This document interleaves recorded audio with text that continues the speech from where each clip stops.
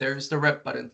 All right. Hi, everyone. Welcome to our second scientific forum of the month. As everybody knows, we are repurposing the scientific forums to have updates on our ongoing ETL project. Before we move on to the Sprint 3 review, I would just like to do some announcements with regards to the upcoming OHDSI APAC Symposium. For those of you who don't know yet, or who don't know already, the APAC Symposium will be taking place in Singapore in December. I'm just going to make two announcements with regards to the symposium. So first, the collaborator showcase. So for those of you who've been going to OHDSI symposiums previously, we always have a collaborator showcase. So you submit abstracts and either you do a demo, you do a presentation, or you do a poster. So there's also a collaborator showcase for the OHDSI APAC Symposium as well. The submissions are currently open.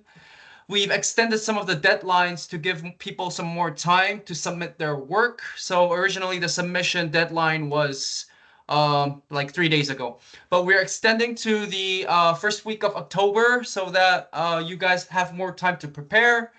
But this means for the scientific review committee, it will be much less time for us to review. But you guys don't need to worry about that. We'll figure it out. Review will take place between October 7th to 24th, and you will receive a notification of acceptance by October 31st. So the date here, October 31st, means at the latest. If you get a acceptance before that, don't be surprised. We'll be aiming to get these notifications to you ASAP so that you guys can plan for your travels if needed. And of course, the showcase itself will take place during the symposium between December 5th and 6th. So another small point to note here is that there's going to be some APAC work group breakouts. There's going to be a APAC work group breakout session during the Global Symposium. For those of you who are at the Global Symposium and planning to attend the APAC working group, just a heads up that there's going to be some, I guess, final review on the abstracts submitted and the decisions on those abstracts. So please do attend the work group sessions. There's already been some people who have already signed up for the breakout session. So great. It will be great to see some people face to face. So please, if you haven't already signed up, I believe the Global Symposium Planning Committee is currently receiving registrations and which breakout sessions that you want to attend. So now will be a good time to register if you haven't registered already. So this is on the Collaborator Showcase. Next news is on the registration. So I'm pleased to announce that thanks to Morning, the host of the APAC Symposium, the registration page is now up. For those of you who are interested in day one, day 2, and day 3, so that consists of a OHDSI tutorial followed by the main conference for 3 days. If you're interested in this part of the symposium, the registration down here will be the one that you want to register. For those of you who want to attend the datathon that follows the main conference for over the weekend for 2 days, this will be the additional registration that you need to register. So if you are planning on doing or / attending both of the aspects of the event, you need to register for both. If you're planning to just attend the first part of the symposium, this registration is the only registration that you need. I've been getting some questions around the fees. So the fees are here for your reference. Day 1 to 3 will be a flat rate of 488 Singapore dollars. The datathon, the rate varies depending on when you register and also whether you're a student or not. So please do register, guys. And I really hope to see you guys in person at the symposium. Any questions before I hand over the floor over to our leads so that they can give us a sprint review, their review of their third sprint? If any questions, speak out now. If not, I'm happy to address any questions in the chat as we hear from the leads. All right, moving on to the sprint review.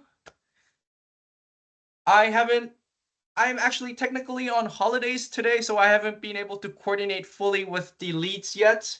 Do I have a lead who wants to go first to present their review of their previous sprint? Hi, morning everyone. Boon here from Data Analysis team. Let me start first. Thank you so much, Bunseng. I'll stop sharing and hand over the floor to you. Okay, thank you. I hope you all can see my screen. Yes. All right. Yeah. Good morning, everyone. I represent the data analysis team. For the data analysis, in fact, we actually go through the process of the Spring 1, Spring 2, and now it's actually go down to the final miles of the Spring, which is we are focusing on the ETL documentation. And basically, let me just recap of the overall process, especially involve the data analysis process. We actually started with the White Rabbit to scan the sample data have been provided, and the data will be using it as our reference, and we will use the Excel as a working Excel worksheet to collaborate within among the team members. And also we assign the tables according to the domains, right, have been identified. And from this process, in fact, we also involve using the AI tools, which is a Claude. And this Claude is actually we are getting as a reference for our team members to use it as our guideline, but doesn't mean it's actually is a final proposed answer, right? We at least we know what is the proposed tables to be used and also proposed column to be met. But in fact, we also try to use it as our reference along the line and also to validate it against, right? Then from here, we actually go to the path of the mapping to involve rabbit in the head, right? To generate the ETL document, right? So from here, the document is actually we actually download it as a markdown document, and we actually publish it to the GitHub for our team members and also for the ETL team to start the development of the ETL script. So from here, the ETL document have been shared, published it to the team members. And from here, I just want to update for everyone. Here is a list of the link that have been published to the list. And also from here, we also notice that most of the data or the key tables have been identified and also able to map accordingly. And from here, we actually at the stage of the final round of the alpha version for the last 4 tables is still at the stage of the validation. Although the mapping have been almost is actually done, right? It's a considered 100% map, but we are doing the final round of the validation for the last 4 tables. The rest of the table have been published to the mapping ETL spec, and from here you can see on the right hand side is actually it's an ETL document. I will also share with you some of the how it looks like on the mapping table itself, right? So let me show you. So from here, this is a link that can be able to access by everyone, right? So from here is actually listen down all the destination tables to the OMOP CTM from the source of PASA, and we can able to click the link and go down into the individual destination of the OMOP on the right hand side, and the list of the field and together with the logic and comment is actually populated accordingly, right? So this is one of the example. In fact, it's actually the developer from the ETL team is actually kickstart the development. Okay, so only thing is actually the left is actually from our end is actually the alpha version for the rest of the 4 tables, which is drug exposure, device exposure, nodes, and specimen. From our side, we actually will work closely with the vocab team and also ETL team to identify those vocab concept tables to ensure that it's actually populated in and ensure that our data mapping is actually 100% corrected and also able to map at the later stage. I think that's all from our side to update everyone from our end.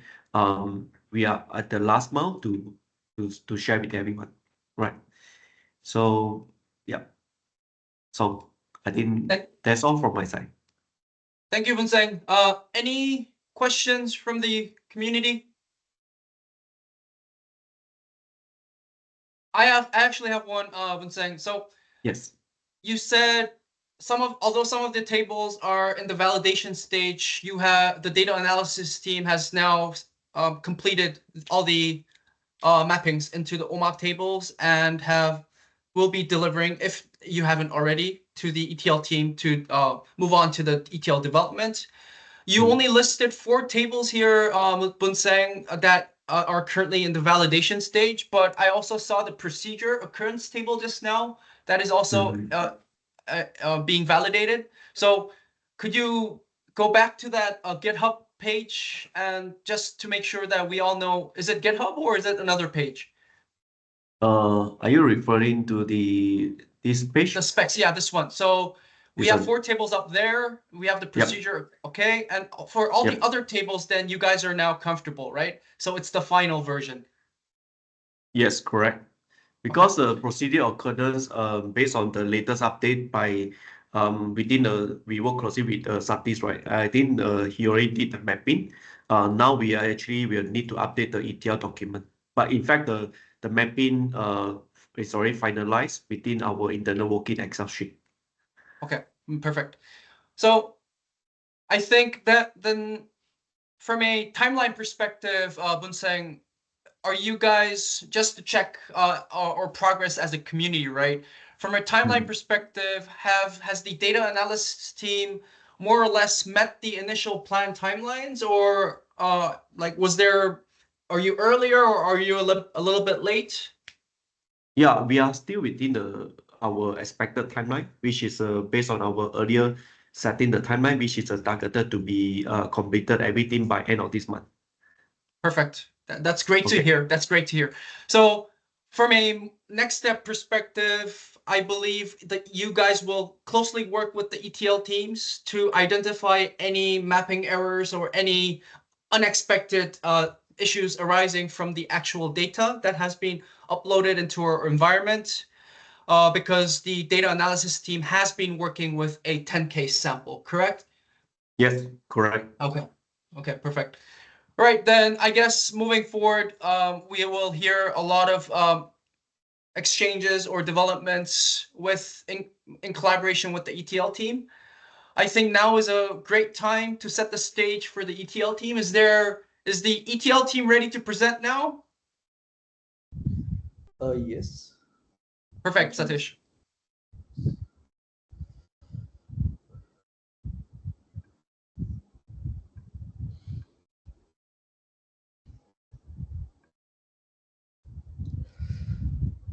Yeah. Hello, everyone. So this is the third sprint review from the ETL team. So to begin with, we have completed the person table ingestion, and I mean as per the schedule, and the rest of the tables until 11. We have already gotten the spec, and then yeah, we are waiting for the rest of the other tables as well to be confirmed by the data analysis team. So this slide is just to show that, I mean, between the subteams of the SQL and the Python, we have segregated the tables, and we have also assigned individual persons. So yeah, so most of them have started to look into this, and yeah, as I mentioned, there are a couple of pull requests for the person is merged, and then there's as well pull request for the visit occurrence. So update from the SQL subteam. So these are the tables which are in progress. I mean, as I mentioned, Humcheese has already created a pull request for the visit occurrence, which is pending for review. And this is just some minor information about the challenges that she has been facing. It's the case that the source table has a primary key with different information for the 2 different columns, and as well some concern with the visitor occurrence table, but anyway, we will liaise with the data analysis team to sort this out. Yeah. And lastly, we have also loaded the concept table. So we have two different schemas for the SQL and the Python team. So 6 million concepts have been loaded into the GCP Postgres. This is to help our ETL developers for their respective tables development.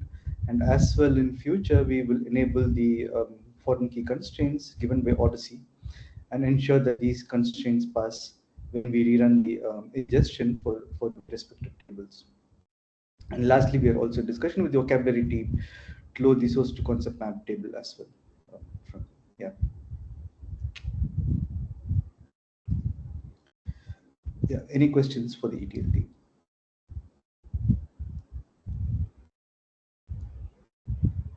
Thank you, Satish. If nobody else has questions, I have a question, maybe one or two, I don't know. So first question, Satish, I see some updates from the SQL team. What about the Python teams, Satish?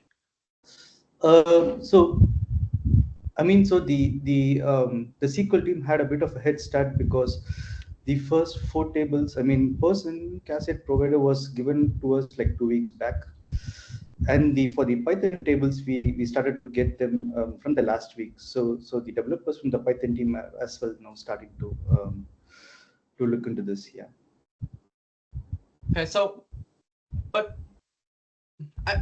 so as a PM and as a PM of the ETL team, I asked this question because I recognize some of the tables were received prior, but for example, the visit occurrence table was received at the same time as the other tables, right? So maybe I also asked this question because I think we were supposed to meet yesterday, where the teams were supposed to do some kind of code review. How did that go? Yeah. So if I just go to the repo itself, there are a couple of pull requests, right? So the person table was already merged, reviewed and merged, and then there was again another review, I think, which was created, yeah, yesterday maybe. Hamchis, correct me if I'm wrong, and the SQL team is still reviewing this. So we can only review the code only if a pull request is created on the GitHub repo. So we are as well waiting for that. And I as well can understand the Python developers. I mean, both the sub teams are getting to familiarize with the VM and then trying their ETL development before they can push some concrete commits to the GitHub repo. So because there is no overlapping between the developers, if you look at the assignment, that most of them, I mean, other than Hamchis, who is working on multiple tables, at least you see that, I mean, most of the developers have only one table to transform. So I am pretty confident that we will see some progress next week. Okay, sounds good. And with regards to the slide number 5, Satish, on the issues identified in the source tables or source data itself, we do actually have a representative from the source table, source data side. If you have any questions now, maybe you can use the time now. If not, we can connect with the data owners separately. So Izu, thank you for joining us. You are here, right? Yeah, you're here. Yeah, Satish, you want to ask any questions now, or will you take this offline? No, I prefer this because Hamchis prepared this slide, and she is working on the visit occurrence table, so we can take this offline with her and the data analysis team. Okay, sounds good. All right, so in a nutshell, ETL team has started working on the tables based on the specs delivered by the data analysis team. More progress will be seen in the upcoming weeks. And there's active reviews of the pull requests that's coming in for each of the tables once each of the members are done. Because the tables are assigned to multiple developers in parallel, I do also think there will be a lot of pull requests coming in the next coming weeks. So yeah, let's stay tuned for that. if no other further questions, I think the last team we have an update from is the vocabulary team. Yeah. Lakshmi, Hi, Chi. Song. Yeah. Hi all, this is Lakshmi. Let me quickly share my screen. So with respect to the updates, last time we were in process of starting the mapping. So now, so out of all the tables, like there are few tables in progress, especially when it comes to the surgical codes. So that's something which is in progress. But otherwise, most of the tables were completed and it's been submitted for review, or review has been performed by the volunteers itself. Team. So, Key, would you like to talk about? Would you like to intervene? Yeah. So our team are progressing really, really well. I did not anticipate that things are going this fast. The volunteers are very enthusiastic, and they do things very fast. I don't know how. Normally, it would take a long time because vocabulary mapping are very, very boring and laborious stuff. But things are going really well. We pretty much down to one file, one large file. That's the surgical procedure. Now, the reason we still haven't finished that because for most of the vocabulary, we map up to 99%. Okay, but this one we want to map all of them. Okay, the reason we want to do that is because number one, it is surgery. Okay, the entire database are around surgery. That's why we want to map all of them. And the most important reason is because it is Singapore government national code. So we want map all of them and then publish it into Athena. Therefore, we can contribute throughout this project. We're not only get a new data network, data node. We also contribute the vocabulary to the entire Odyssey vocabulary tables, so that other people, like anybody else in Singapore, they can use this code as well. That's why. That's why we're putting a lot of effort in that, and it hasn't been finished yet. We project it to be finished within 2 weeks, which is the end of the month. Maybe like a review takes another week, so probably finish by the early October, which is still before the project deadline. But everything else should be submitted fairly soon. As Satish mentioned, we're sending some test files very soon, probably before this the end of the week. Yeah, that's it. But thank you very much, Song, for passing over those volunteers. A lot of them have a medical background, and they have very strong medical background. Like today, I work with Steve. He is a medical doctor in MD Anderson, which is a very prestigious medical institute in US. So, and there are two medical doctors in Japan. They also take over some of the mapping works. There are many volunteers, highly qualified, high profile people are helping with this. Yeah, Chi, you don't need to thank me. I'm not the one who volunteered. I just connect you guys. So yeah, thank you for all the volunteers, additional volunteers that also came from the global community, right? So Mui promoted the fact that we are in need of volunteers, and we actually got 4 new volunteers. So this is great. So great community effort we're doing right now. This is amazing.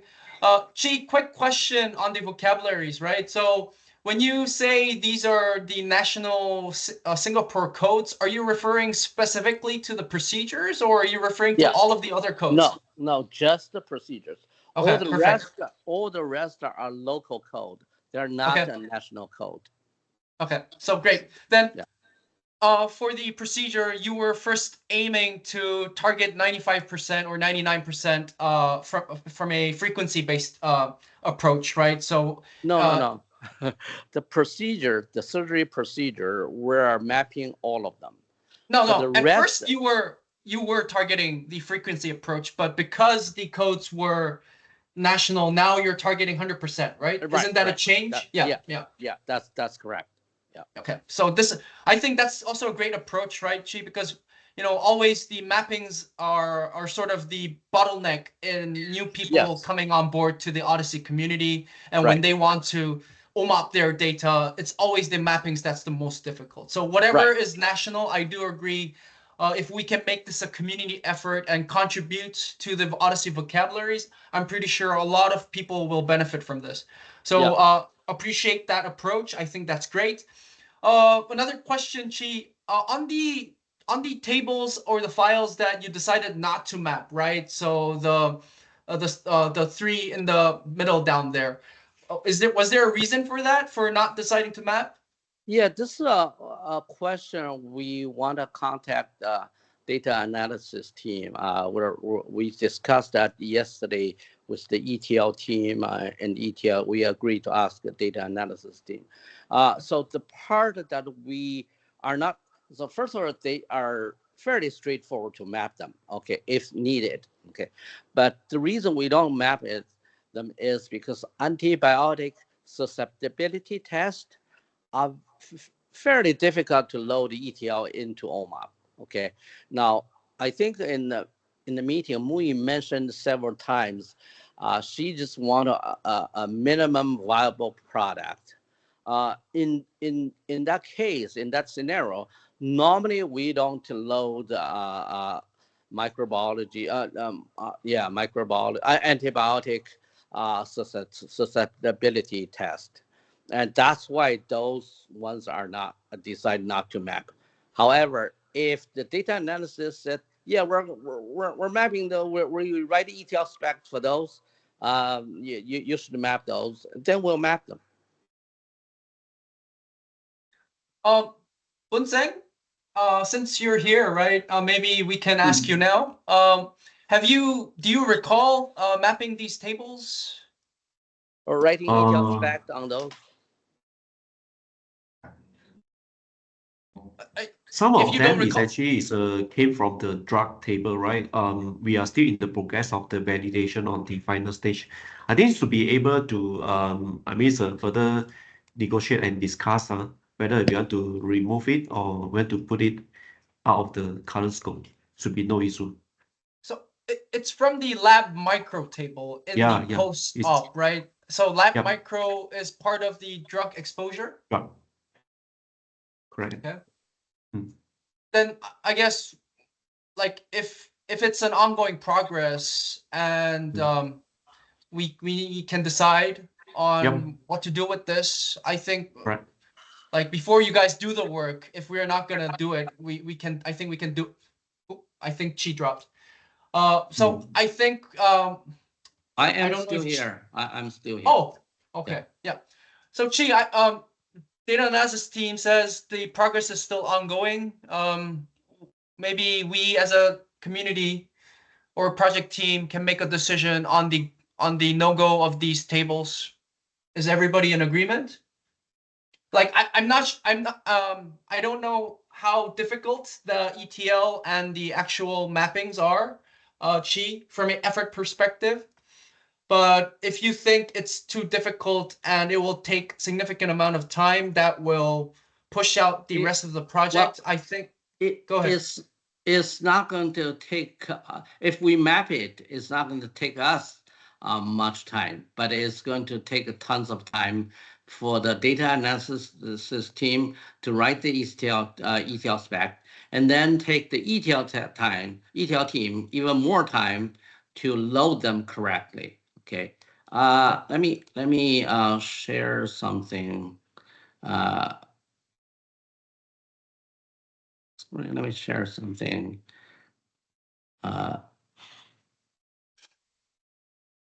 Okay, I'm sharing my screen. This is the microbiology antibiotic susceptibility test that we have done for one of the client.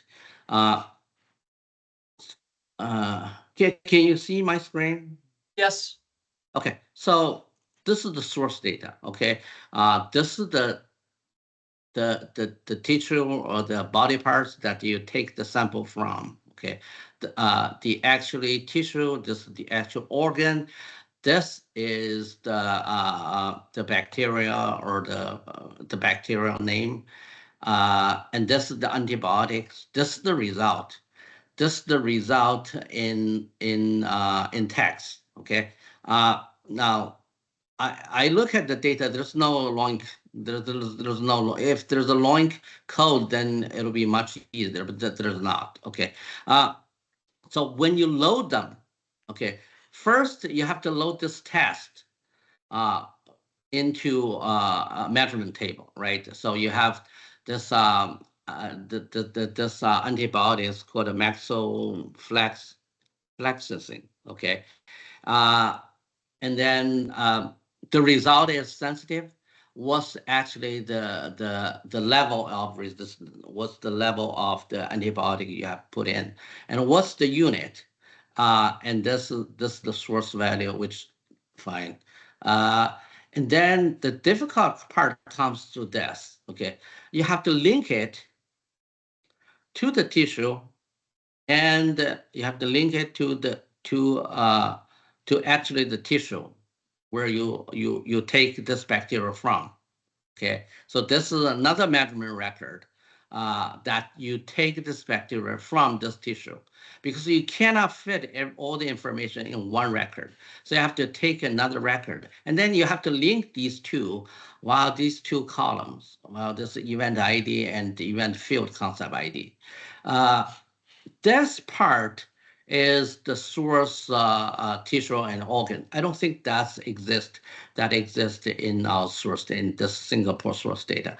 But even that, you have to, there's two records, and then you have to link them together. So ETL-wise, it takes much time to do, and to do it correctly. And that's why I hold off on mapping the bacteria and the antibiotics, antibiotic test.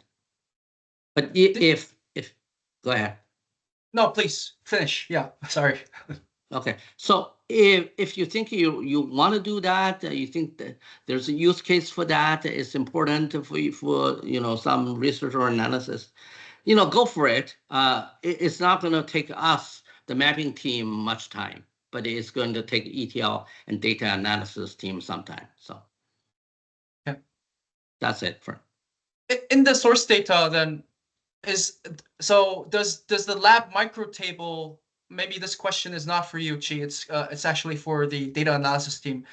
In the source data, does the lab micro table have sufficient information to populate the OMAP field, OMAP tables and fields as ㍍ is describing here? Do you know, Bunseng?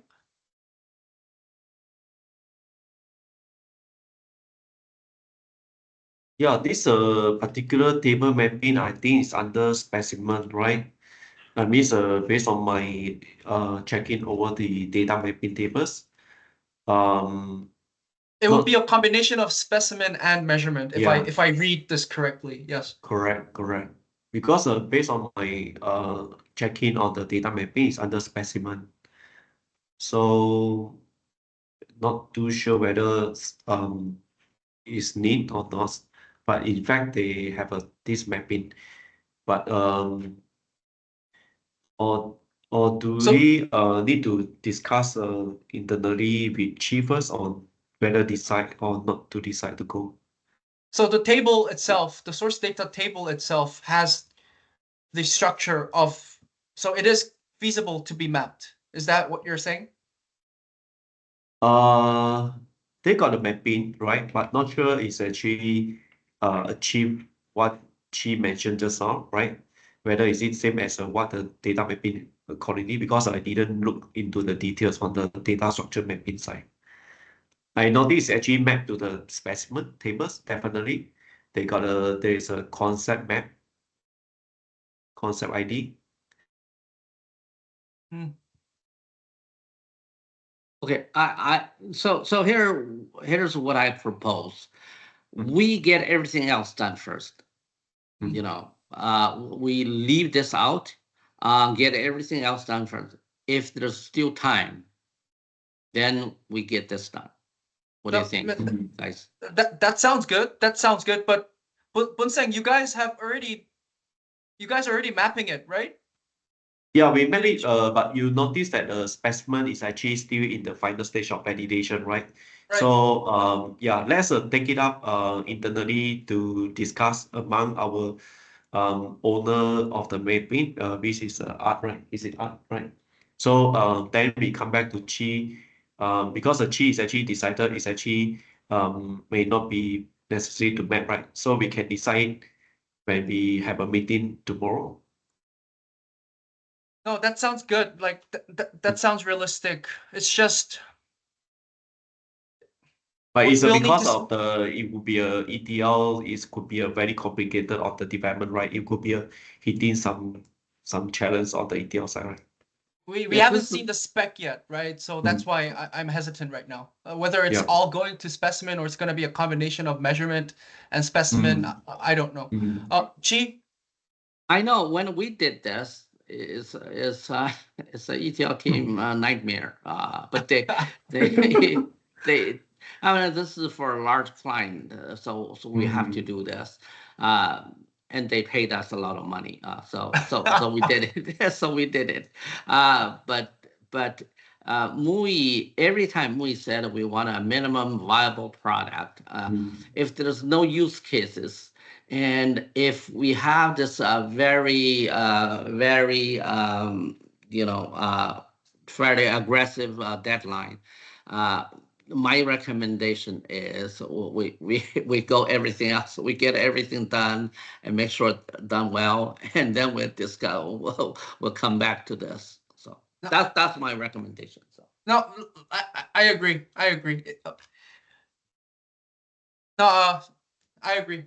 It's but what bothers me is if we are looking for use cases, I'm pretty sure we can come up with one, right? Because antibiotic susceptibility tests, I'm pretty sure anybody can, like, if somebody wanted to do a research on that specifically, it could be absolutely done. But again, if we're looking for an MVP and we're trying to meet a certain deadline, I think we can compromise. So yeah, let's do the rest first, and then we can revisit as a group whether or not we want to pursue the specimen table and the lab micro table specifically, right, in the source data. So yeah, I think that works. But Bunseng, is there any other source tables that is coming into the specimen table, or is it just that lab micro table? Sorry to keep asking questions. Yeah. Sorry. Yeah, No because way. if we're populating Let me it check anyways, yeah. now. Under the specimen, right? So under the specimen, I guess there is another one is called labs_all. Okay. Labs_all. Then the another one. Let me see. Yeah, I think there is two tables up, right? Labs_micro and labs_all. So there is another table that is populating this specimen table. Okay. Yeah, lab_all.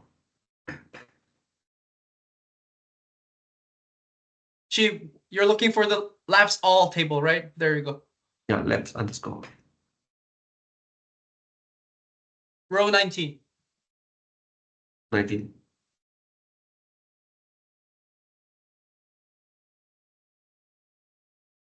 I believe you guys did the mappings on that, Chi, if I remember correctly. what do you mean the mappings? The vocabulary the mapping? vocab. Yeah.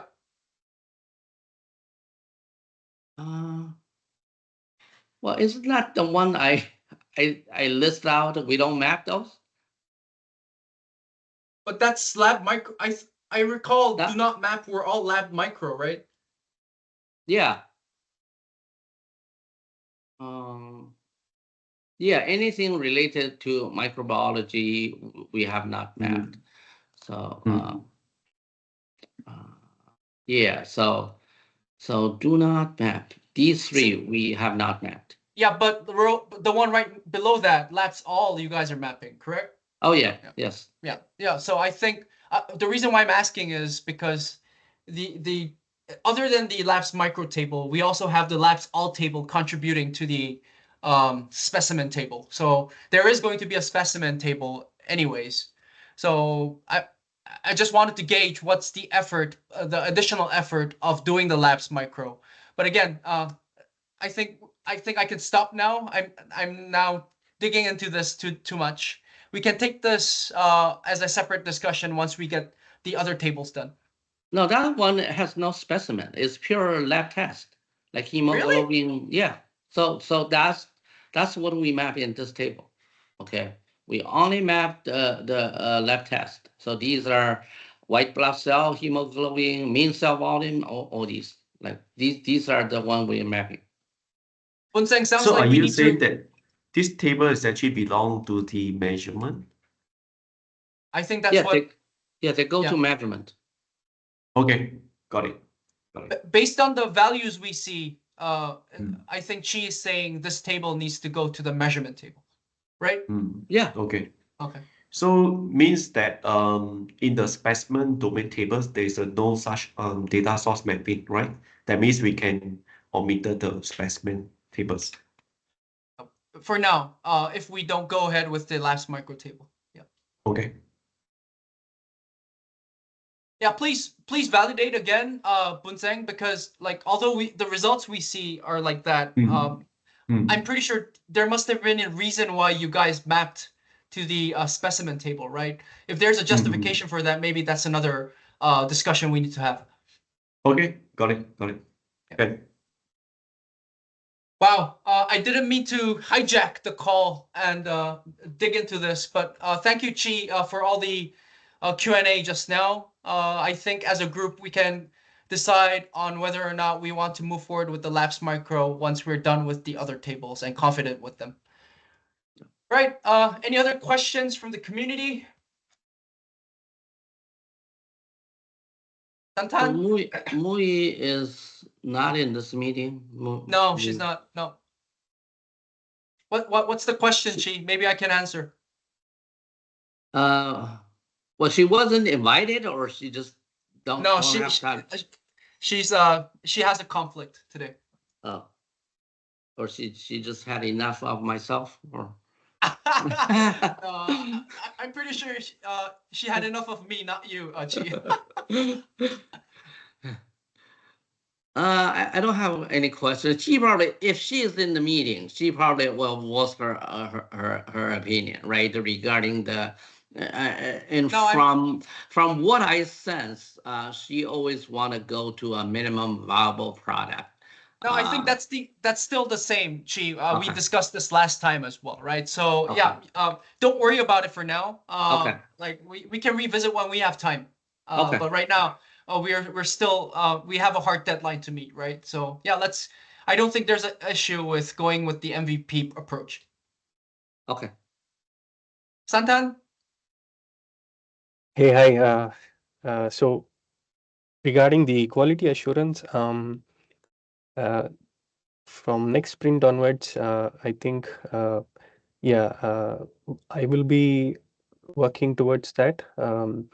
So for that, I think I will need firstly the GCP access. I've sent a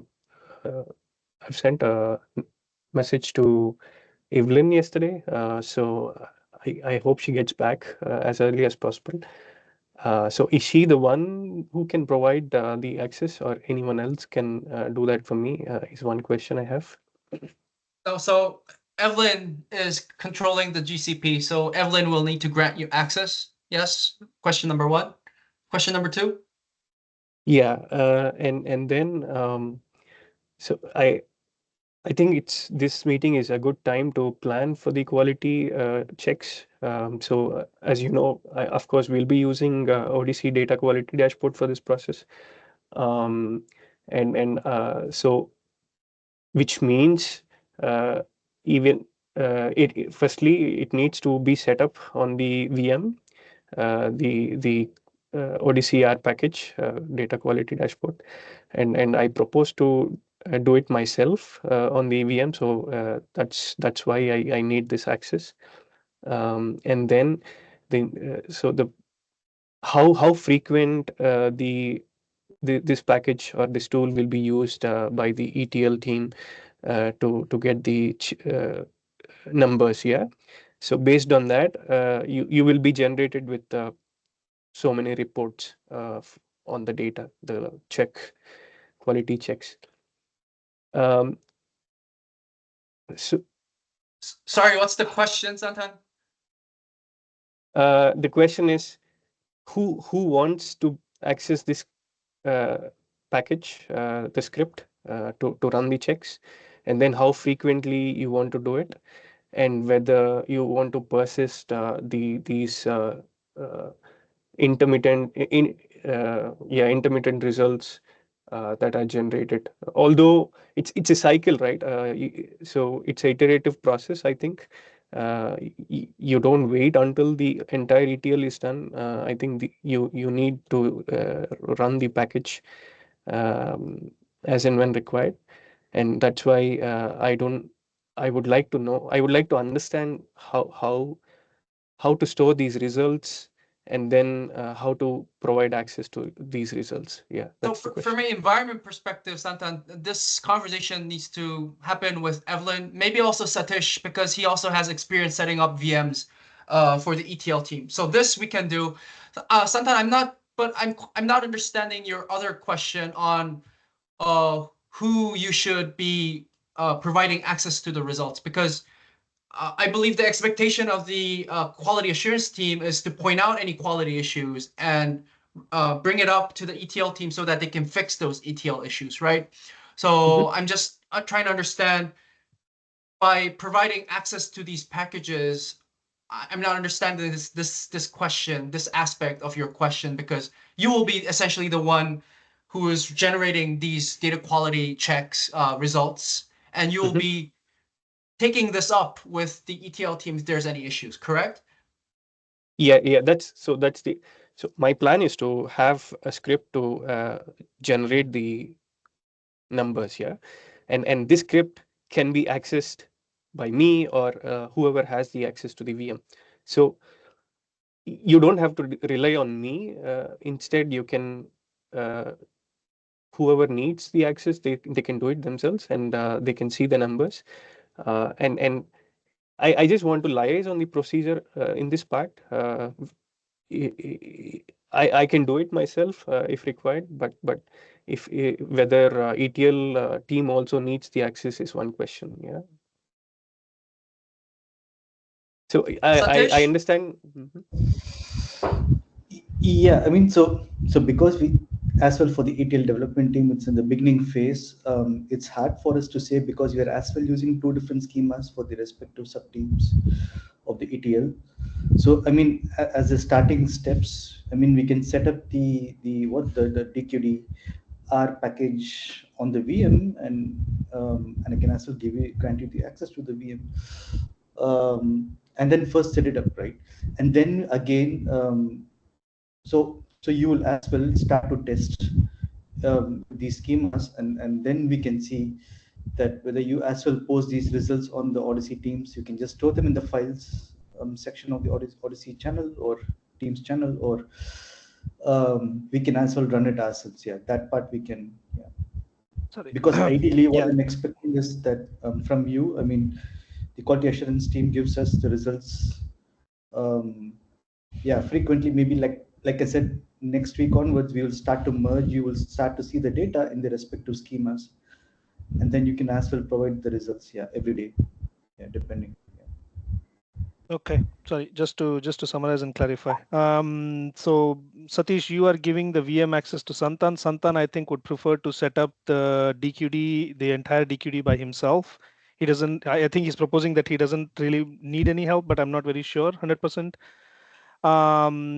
And then your preference is that the QA team runs the DQD checks and provides you with the results. But Santan also wants to know if any other team would prefer to run it themselves instead of waiting on the QA team to provide them results. So let's say you're running it in the middle of the week, you say, hey, look, I want to run the DQD myself and figure something out.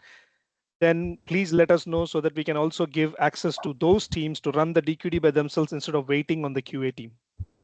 Yeah, so that's what, right? So you can first prepare a set of instructions. So basically we have 2 VMs for the 2 different teams.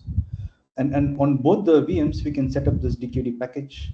And if Santan can prepare the instructions and post it on the channel, then the respective developer can run it only for his or her table and see the results for themselves. Okay. Santan, is that okay? Yeah. All right, but we will continue posting on a weekly or bi-weekly basis the results of the DQD. That's perfectly fine by us. And then, as Satish said, if some other developer needs, then they can look up instructions from Santan and then they can run the DQD themselves also at any time when they need it. So running is one thing, but interpreting the results is another thing, right, Karthik? So what's the QA team's plans on that? Like yeah, like the running our scripts is, anybody can do it if they have the knowledge. But what based on the results that pop out from data quality dashboard and interpreting whether this is acceptable or not, I think this is something that the quality assurance team needs to provide input on, right? I don't think all of the ETL team can 100% interpret. Yeah, so this is where it'll get a bit that's where again we need to talk about who will provide because you see the what am I going to say? Yeah, so the DQD runs your checks and then it has these internal thresholds against which it evaluates the results that come out, right? And these thresholds have been set up by the OHDSI team themselves. Correct. As a pre-configured thing. So the question that was going to be probably the last one was also going to be along these lines is that, are we going to use these pre-configured thresholds? We are fine with that, or do you think there is someone else who should look at these thresholds and go, for this particular Pasar set, then the threshold should be different and stuff, because that would change the interpretation of how we look at the table. See. Yeah. Sorry. Yeah. Maybe. Go ahead, Santan. Yeah. Okay. So, I mean, okay. To add on to whatever Karthik just said. Based on the pre-configured values, you have some idea how many tests are passing and how many are failing. Yeah, and I think we intend to improve the failure cases in the quality, right? And of course, DQD is able to provide some kind of description on what checks have failed, and based on this, the QA will again talk to data analysis team or the ETL team such that if there is any data mapping missing, let's say some data mapping is missing and that's how the check has failed. So we ask them to do more mapping and how much ever they can do it, and they again run the test, and if it is still failing, what we can do at the max is lower the threshold on the DQD package. Yeah. So I think this is a repetitive process. Based on this, we get to the level of percentage of pass cases we want. Yeah. No, that's true, Santan. But what I was trying to establish is that even before we go into the interpretation of the results and do what you are proposing to do, which I think we should anyway, right? I mean, from the detailed list of what fails, why is it failing, etc., we can definitely prepare reports for consumption. The question more to begin with is that, are we agreeing that we are okay with the preset thresholds as of now and we don't want to make any changes? And then, because I don't want to generate the first report and then everybody comes back going, no, you use the wrong thresholds. We don't want to. So, you spend time preparing a report and then people are not happy with the threshold. So I'm just curious about what the team thinks. That's all. And then we can start with the reporting exactly like you said. We can start with the OHDSI default thresholds. I think when I was saying the interpretations and the how to address those issues is some of those issues are not 100% applicable to the source data itself. There's so many different reasons for those issues, right? So if the issues or the failures are coming from the fact that the source data itself does not have those results, we need to decide to ignore those failure cases, right? I don't know if that means changing the thresholds or we just decide to ignore it. But again, it's not something that we just rely on a report. It's something we all need to sit down and look at as a team, right? So that's why I'm saying, yes, some people can, we can eliminate the reliance on certain people to generate reports, but the actual interpretation on how to address those issues is not something that doesn't require human input. It's definitely going to require human input.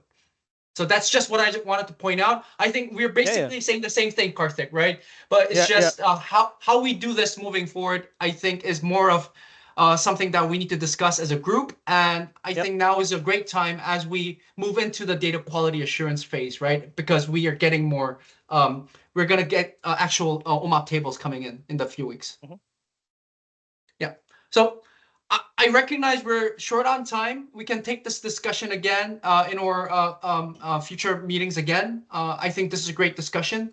Thank you for bringing this up, Santan, because actually we do, as a reminder to everybody here, we do have a overall community status update tomorrow at the same time as today, right? So basically not focusing on our sprint, we're focusing on the past few weeks now, right? So we started the project in early August. We want to brief the community on what has happened so far, what we're going to do as we move forward. And I think the move forward aspect is where the quality assurance team's input will be much appreciated as well, right? We're gonna need to have some kind of plan on how to do that as well. So yeah, I think we're touching on great points, and well, I think we should continue this discussion as we progress into the project in the next few weeks. So thank you everybody for the updates. Let's continue talking about the quality assurance process. But for now, I think as Karthik proposed, we do need to set up a VM so that Santan and the quality assurance team can prepare some sort of data quality dashboard package to be run against the OMAP tables as they are generated.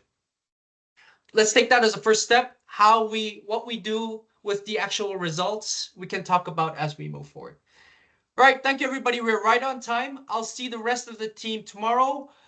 For the PMs and the leads, please do send over your slides in advance. There's a lot of issues, technical issues happening in the APAC community calls sometimes. So it's always good to have a backup in case. All right, thank you everyone. I'll see you tomorrow. And you guys will receive reminders on the call tomorrow as well. Bye, everybody. Thank you. Bye-bye. Thank you. Bye. Thank you. Bye-bye.